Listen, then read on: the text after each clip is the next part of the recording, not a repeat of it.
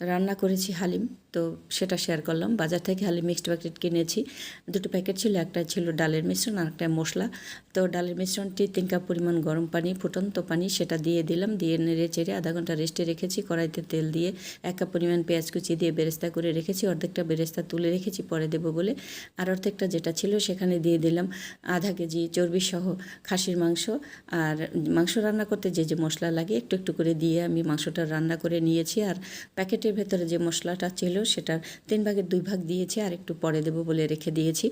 তারপর মাংস প্রায় হয়ে এসছে যখন, তখন ডালের মিশ্রণটি দিয়ে দিলাম, দিয়ে নেড়ে চেড়ে আমি এখানে 1 ঘন্টার মতো রান্না করে নেব। 3 কাপ পরিমাণ গরম পানি দিয়ে একদম অল্প আঁচ দিয়ে রান্না করে নিয়েছি ঢাকা দিয়ে। তারপর ঢাকা তুলে বারবার কিন্তু নাড়তে হবে, নাহলে পুড়ে যাবে, এবং লবণটা অবশ্যই চেক করে নিতে হবে।